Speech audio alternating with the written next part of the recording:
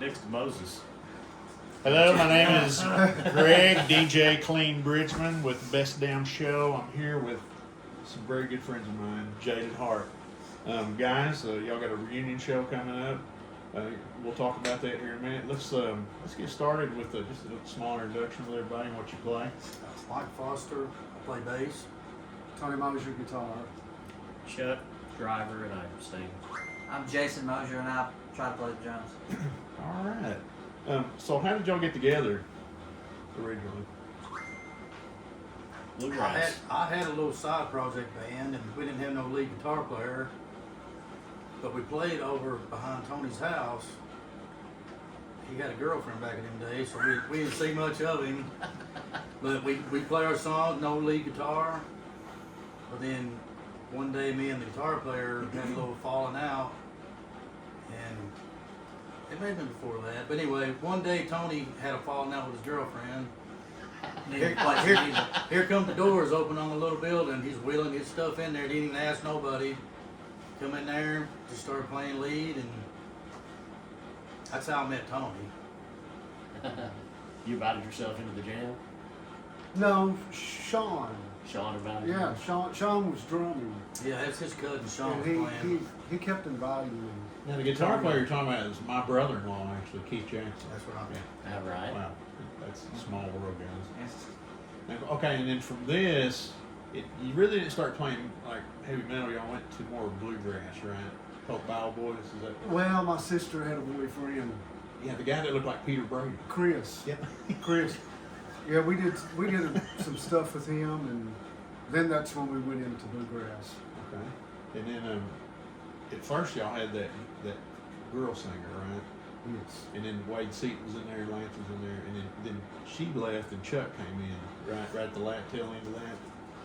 Yeah, in the middle of that, we actually went and played over at Jason's house. Oh. Back, remember? Yeah, We I remember. were still playing bluegrass. We went over to Jason's. We learned a few rock songs, and then shortly after that, Chuck was living in Jonesboro. Yeah, I moved to Jonesboro to go to college, and then my mom got ill. And I came home to take care of her. And I'd always told these guys that if they ever decided to do a rock band again, you know, I'd be interested. So anyway, I drove back into town to take care of my mom, and I stopped by Tony's just to see what they were doing. They were up on a roof, re-roofing a roof, you know, and I was like, hey. They're like, hey man, we're gonna play. And I was like, okay, we're good. And that's how it started, really. Okay, now, so y'all were four-piece at the very, very beginning of Jaded Heart. Yeah. Okay, Yeah. now you played with Shannon in Secret Secret Service. Service, yeah, that So, was. did you invite him in like soon after that, or? Let's start that mess over. No, just keep it going. Now keep it going. That makes it interesting. Oh, hey. Technical difficulties. Yeah. Keep it rolling. Where'd Jason go? He's Here on I the am. camera. Did you already kick him out?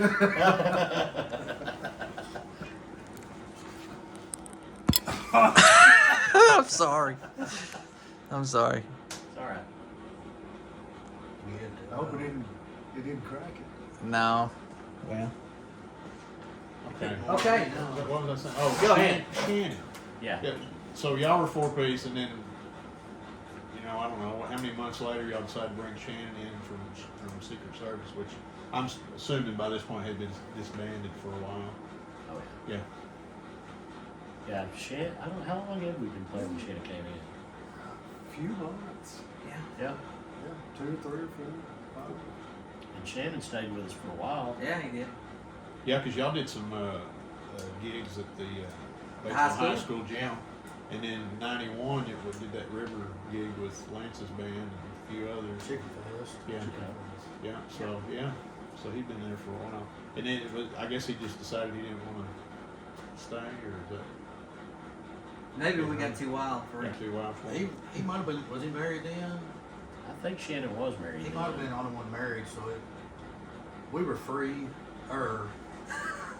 And we played all the time. Yeah. Every weekend. Just, We played a lot. I think the scheduling kind of just got a little too much for Shannon. There. It's a lot of pressure.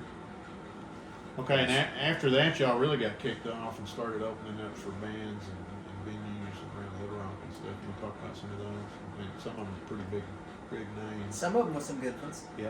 Some Yeah. good ones. I think originally we got noticed playing Paragould shows. I think about the end of every set we would end with one of our originals. And I think that's when old Barth Yeah. Barth Barth hooked us up. Grayson. Barth puts on Strawberry Jam, asked us if we wanted to do Strawberry Jam. And I think the first one was the first one Survivor or the first one Quite Right? I think the first one's Quite Right. Yeah. Quite Right. Quite right. Yeah, and then we did Survivor second, I think. Now, was that Survivor with Jimmy or was that Survivor with Dave Bickler? This is Survivor with Jimmy. Yeah, he was Okay. still And, alive. and through that, playing with Survivor, we met Greg Morrow. Tomorrow. And that's where y'all did the Suffer demo. And did Yes, this. and he had a recording studio in Yeah. Memphis, Yeah. invited us over, and he told us, you know, if you guys want to get into the what was it, Crossroads, Yeah. Crossroads. Yeah. he said if y'all want to get in Crossroads, he said every recording studio in Memphis, you know, they have a guaranteed slot, and we can put forward, you know, who we think our best talent is. If you guys will come on board with us, because we'll put you guys, you know, in there. So Right. that's how we got in that. Cool. And Greg Morrow was the one that showed you how to hit the drum. He was telling me about it one time. At the same strength every time. And Yeah. Yeah. Wow. Yeah. He's a monster. Yeah. I mean, just. He's to- playing for everybody these days. Yeah. In fact. Yeah, he's kind of holding himself out there. But yeah, to have that kind of discipline to hit that, that's pretty wild. He's a talented dude. His big claim to fame is he played with Amy Grant Yeah. for years. I mean, for a long, long time. Well, he was a studio session drummer for Survivor as well. Yeah. And I guess Jimmy did a lot of vocal work Yeah. down there for him. Too. Actually, when we recorded at Crosstown Recorders, Jimmy came in Oh wow. one day just to hear us do mix downs, you know, Yeah. and kind of hung out just for a little bit. That's awesome. And then y'all opened for Eddie Money. That was a That little was That was Rockin' the Rock. Fog hat. Frog Hat. Who else? Widowmaker. Widowmaker, Black Eyed Susan. John Butcher Access, Oh wow. I hadn't heard that name in a long Trickster? time. Trickster, Yeah, I Tortora, think it was Tortora. yeah, and A bunch of hair bands. Yeah, back in the Babylon day. Babylon AD. I've still got a picture of Chuck with Pete Loran from Trickster. Oh yeah, Yeah, and I've, right on. I've also got him and Rob Halford too. Right. That's my favorite one. But yeah, Pete Loran from Trickster. But the big one was Fight. I wish I would have gotten a picture of me and Kevin DeBro together. Yeah, yeah. Because, you know, especially since he's passed away. And I always kind of liked him as a singer, but didn't really give him the respect I thought he deserved. But then later on, I went back and listened to a lot of his recordings. You know, he was a background singer for a long time and did a lot of studio work. He's actually a much more talented vocalist than I realized. Yeah, he was. It's hard to believe some of these great musicians are dead. Okay, let's see here. How did? No, I don't want to ask that question. How close were y'all to a record deal? Michael, you mentioned Fight, and that kind of y'all were just right there when y'all opened for Fight in Arizona. And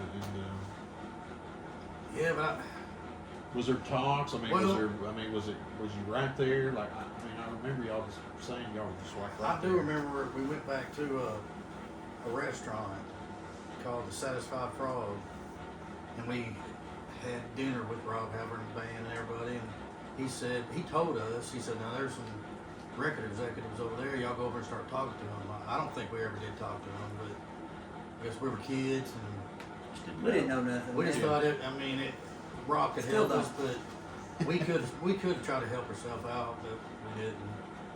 And this guy from Kentucky Entertainment, Yeah, it's from Astoria, New York. he's from New York. I don't know how that happened. Do y'all remember how that happened? Yes, Rob was actually kind of fishing us around a record deal and actually got some hits from Hollywood Records, which is the same label that Kleen was on at that time.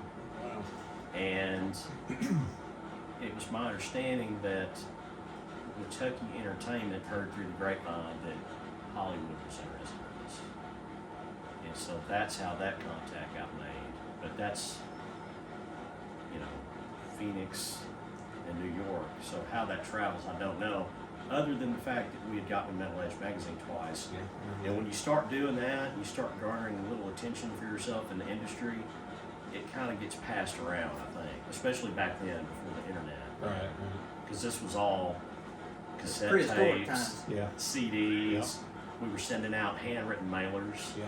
Everything was done by hand. And a There was no bio. computer connection, Yeah. anything. So Yeah, that was yeah. Back then, you had to send off a cassette, a bio, and a promo picture, yeah. Package. and a package, right? And it may be got passed to somebody's desk or it didn't. You know, it just depends. Okay, now how did the name UVA? Tell me about that. That's always interesting. Yeah. I can't tell you what we tell you. Go ahead. I think it was. I'm not trying to take all the questions. No, I think it was John Baxter or Rob or somebody, wasn't it? Yeah, it was Rob from Judas Priest. He wanted to help us out, but he thought Jaded Heart sounded kind of dated, especially for the kind of music that we were playing, and we were kind of developing into a heavier sound, and we were kind of influenced by Pantera and some stuff like that. But we were, trying to be more than that, I think. And Rob just threw out the name UVA. And we were like ultra violent assholes, we don't know. But anyway, we just kind of went with it because they're industry people, and we thought, well, that's fine. We thought that's what we were supposed to do. Yeah. And to get a record deal, we would have changed our name, Whatever. to the Pink Bunnies. I mean, Right. we wouldn't have cared. The You greatest never record get to that quartet. stage. We should have tried it. Well, UVA. I remember I asked Michael one time. I was like, "What the hell is UVA?" He's like, "Well, Rob Alford said it could stand for anything." That's what he told me. He said, Yeah, he it did. don't mean He said anything you want to. So, Well, it the don't mean name anything. Jaded Heart was taken anyway. Well, see, I heard that too. We'll have to find a new name. Yeah, this whole Jaded Heart thing's on the down low. Yeah. Yeah. It's funny because when I listened to when all that name change was going on, I was like, no. And then y'all were telling me about how it didn't really match the music, but I listen to it now and the name matches the music. I can't explain it. I can't wrap my head around it, but Right. Jaded Heart matches y'all's music, and so I don't care who's using that name. You guys will always be Jaded Heart. Right. We can be the band formerly named Yeah. Jaded Well, Heart. there's a country band called Jaded Heart. Really? Yeah, that I've watched videos on YouTube with. Oh my goodness. Was that the same band that had or is that another heavy metal band that had that name?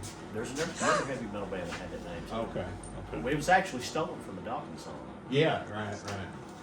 Off of Under Lock and Key. Under Lock and Key, It's yeah. a deep cut off it. It's a great song. You know How what? long was it then? We would have had no problem if Oh, we would have kept it the way. Whenever we played Chicken Fest, Chuck had them spell our name, Jaded, H-A-R-T. Now we could if we went like that, we wouldn't have no problem with Yeah. this German band or a country band or whatever. We'd spell it differently. Well, so So now we're gonna actually change it to Jaded Fart. Jaded Fart. Well, that's befitting of Danny here. So That way we can call our fan club the Jaded Farts. Jaded Fart. Any more of that ham sound powder over there? Yes. So how did the? I know y'all reunited a few times when Carrie was sick down at the Melbourne, and But nothing like this. yeah, right. Nothing This like is what like this has stirred up a lot of noise in town. What came about? How did this come about? I know with your dad passing, that kind of maybe got the ball rolling when we all went through some stuff that you had. And is that how it kind of initially? There was lots and lots of memorabilia. Lots. I mean, a lot. Yeah, with this right here. Yeah. Yeah, that was one of them. Yeah. And so y'all just kind of started. Hey, what if?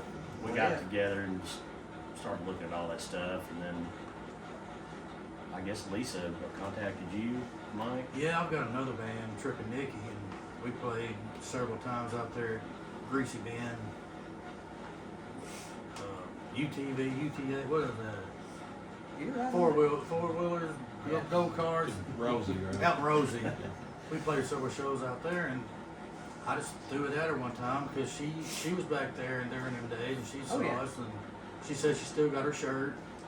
And I said, you know what would be cool is if sometime you can get my band, get a Jaded Heart reunion out there, and didn't hear anything for a while, and then she finally hit me up.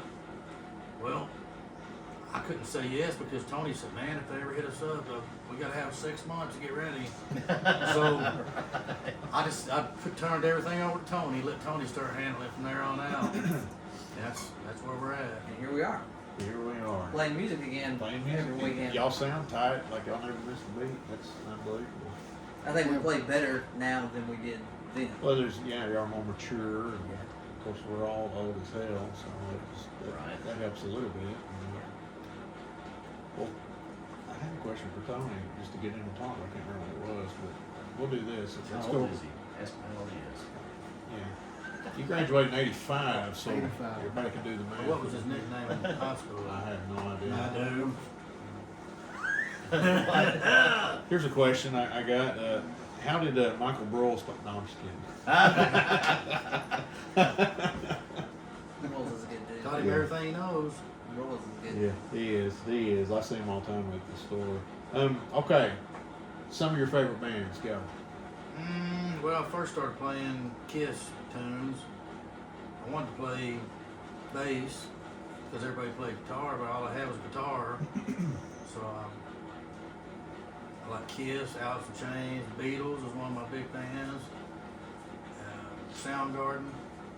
What some of your inspiration to play bass was seeing Secret Service and Clay up on stage playing bass? Oh yeah. Yeah, Clay Mitchell. I was just started wanting to play bass, and then seeing them, I followed them everywhere. And then whenever me and Tony got together, I always try to get Tony to come out there and say, Secret Service is playing down on Broad Street. Let's go watch them. No, I'm gonna practice. He always sat home and practiced, and I'd go see what they were doing, what songs they were doing, how they were doing everything. Clay got his big black trench coat on out there playing, and they look cool. So They look cool. they look cool. Yeah, and I first heard Secret Service when y'all played at the high school, Right. and I think that you were singing that song Whisper, and it made Right. Amanda Moore she was just, wow, that guy. Yeah, it was. What was that again? It was, oh, God.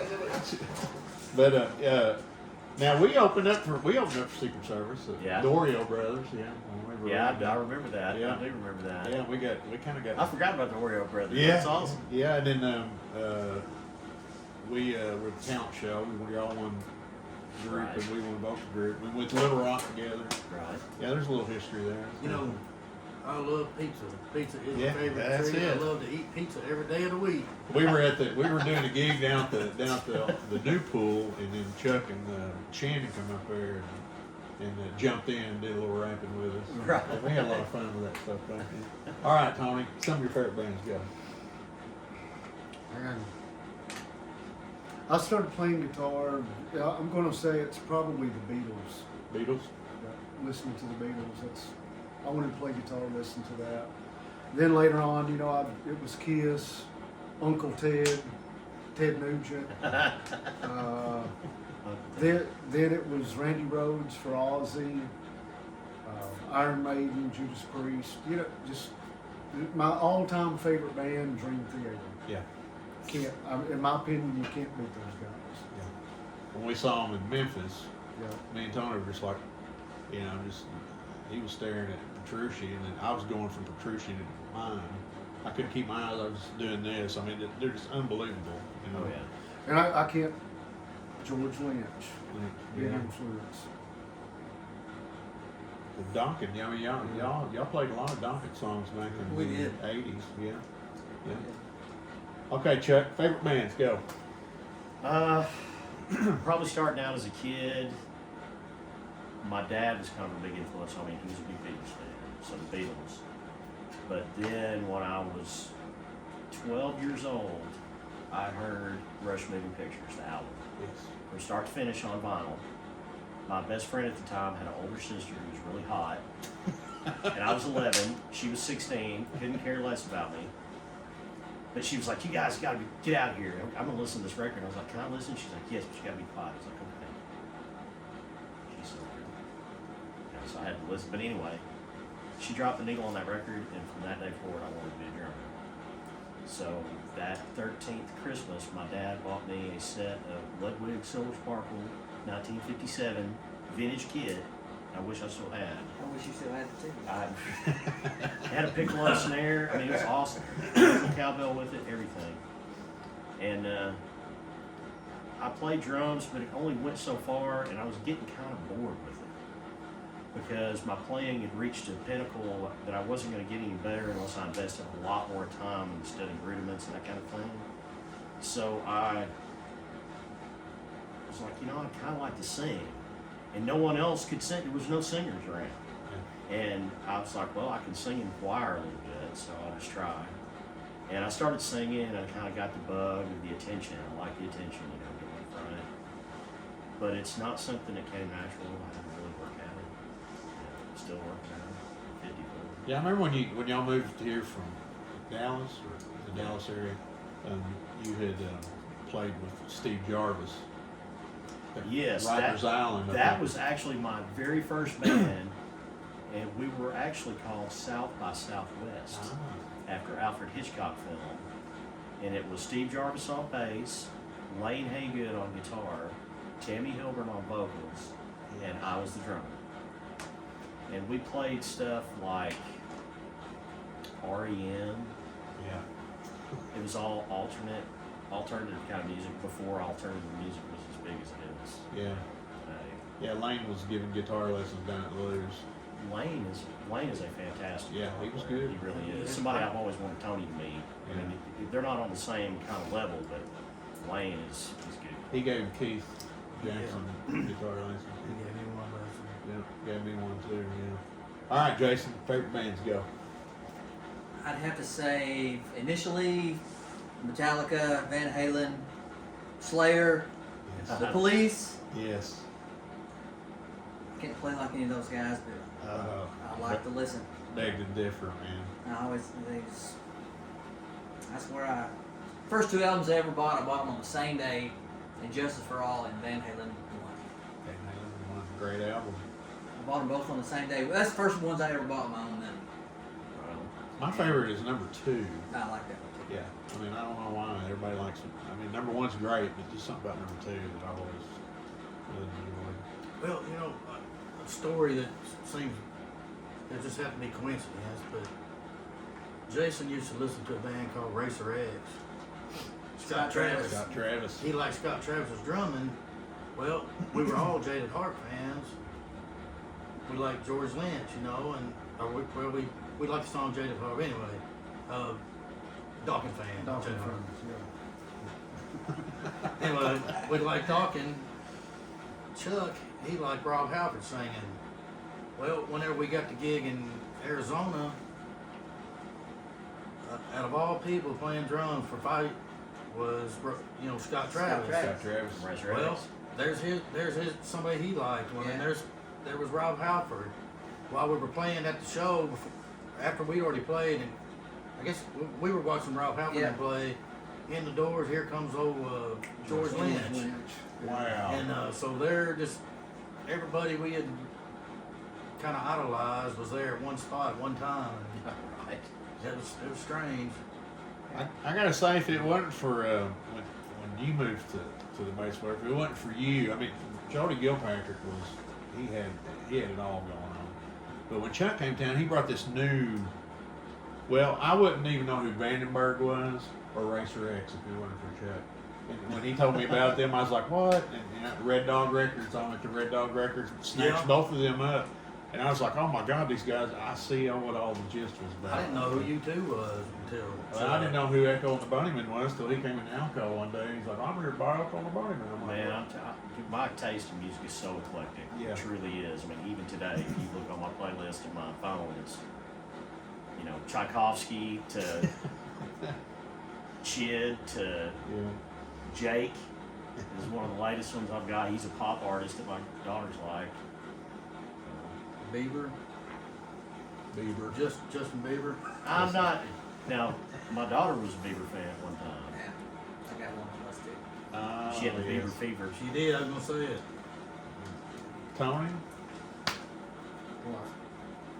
give me some of your favorite underrated guitarists. Everybody else has done a lot of talking. Tony. Well, we were talking about one a couple of weeks ago, Vivian Campbell. Vivian Campbell. Yeah. Man, there's too many. Off the top of your head, Man, I don't know. I really don't. I can't think of anything. You can't do that many bars, man. Well, did y'all so back in the '80s, y'all were mainly playing, cover songs. When was the point where y'all first started to kind of dabble into the creative side of things?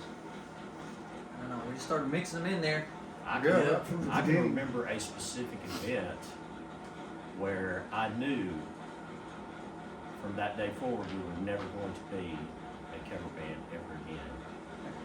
We played in Truman, and a bunch of our friends came that were underage, and they snuck in there, and we Oh, yeah. started playing some of our original stuff. It was Jeremy Brady.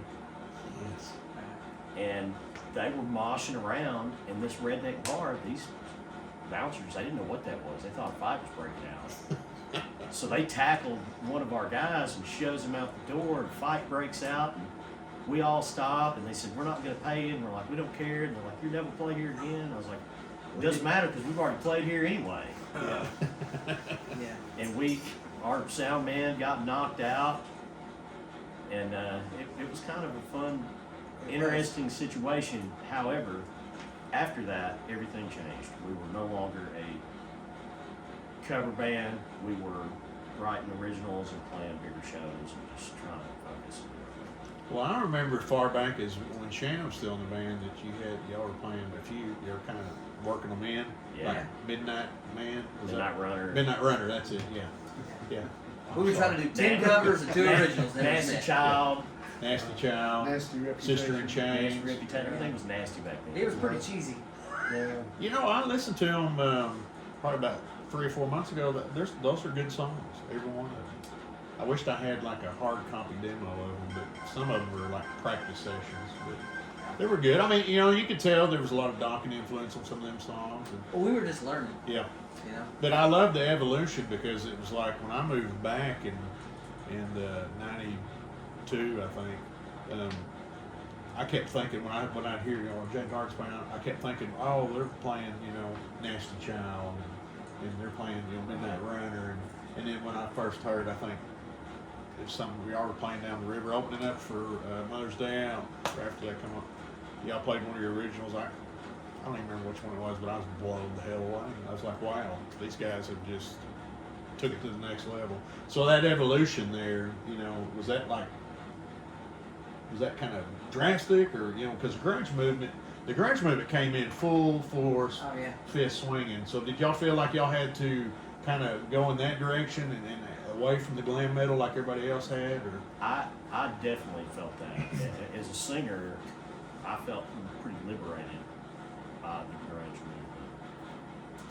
Because I never bought into this idea that men should try to get up there and just scream like a woman as high as they could possibly scream.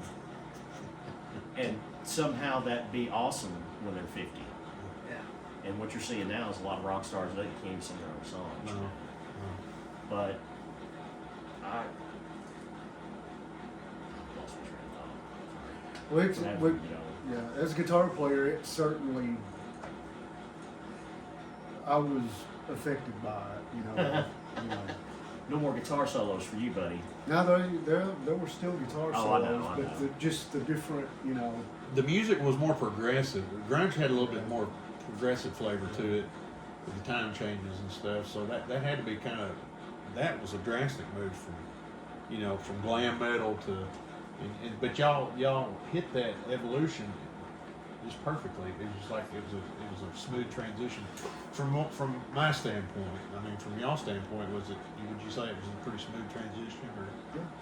Yeah, because I don't know how it happened. It just Yeah.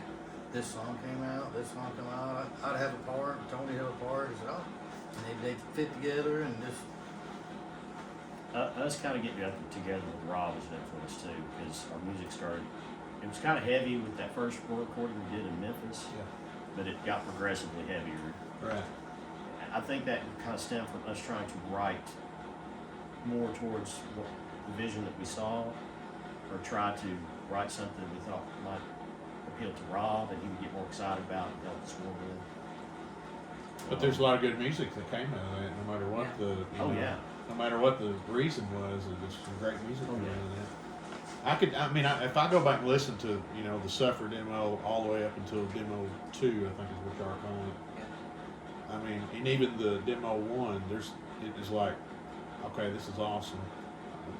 They're not going to get any better than this one, especially Crying Kind. That's my favorite song. I told Tony that many times. The drum breakdown in that just blows my mind. But and then y'all were like, "Oh yeah, well hold my beer on this one," and I was like, "Holy crap!" So that evolution was it's awesome to see that y'all have grew as musicians during that time period. Okay, here's a big question now. Any new material? Yeah, we're gonna play something nobody's ever heard.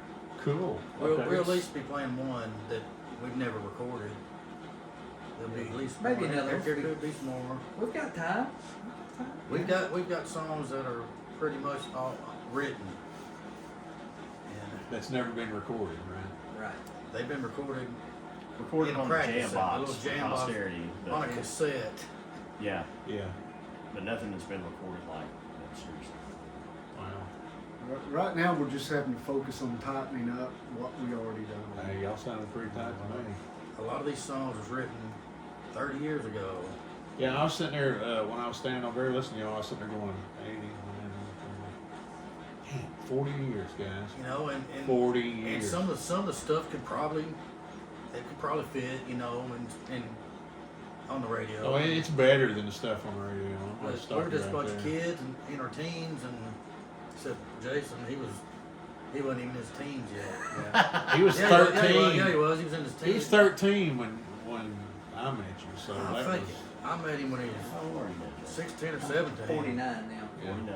16 or 17. And then when y'all were like playing, I mean, Blunt was- like in 90, he was like 16, maybe 15, 16. Yeah. Yeah. So was it? I mean, how hard was it to get into the bar with underage Jason? That's Jason. It was never an issue. It was never an issue because usually my parents were with us. Okay. And if the club wanted you in there bad enough, then Yeah. they They just didn't care.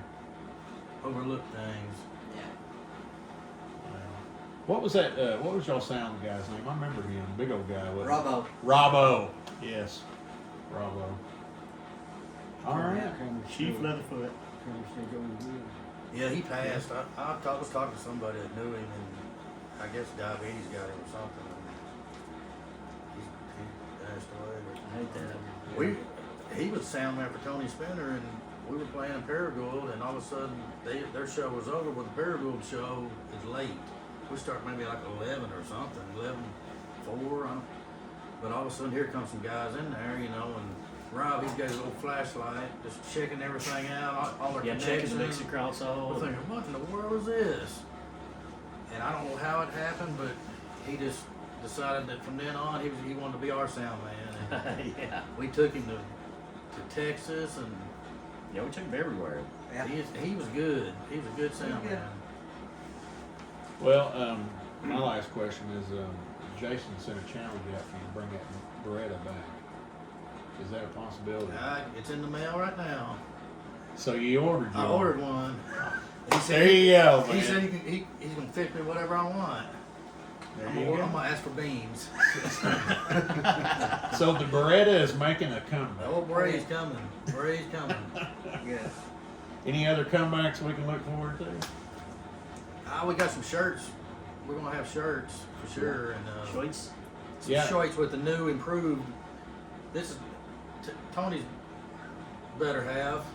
Oh, yeah. She improved on that logo right there, and then I sent them off, and I'm gonna have some shirts made. And hopefully, if we don't get rained out at the show, I'll have some shirts at least, and maybe some pictures, maybe some CDs. Yeah. Yeah. And we're all gonna go get matching tattoos. Absolutely. Tramp stamps. I want right? to. Hey. There you go. Hey. Actually, Tony, your wife was a Jaded Heart groupie back in the day, wasn't she? No.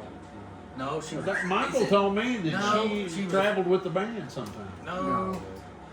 She ran a fanzine. There you go. Yeah, fanzine. Fanzine, and she come down and interviewed us there at Lacey Lane there in Southside. Her and another girl. And I guess they were from Little Rock or something. They had us in a magazine, and that was before the internet. Then when the internet time came, somehow Tony and her hooked up through the internet. And That's a small world. That's a love story. if it right wouldn't there. been for the internet, then Tony would just be. I don't know. Yeah, it was like, what, 20 years later? 20 years later, he What, they 20 hooked years up later? again. That's awesome. Hooked up again. No, they got in contact with Oh, I each got other. you. Yeah, he didn't know. He probably didn't even know what her name was the day that I didn't. They just come and interviews, took pictures. We were in their magazine, and then now he's married.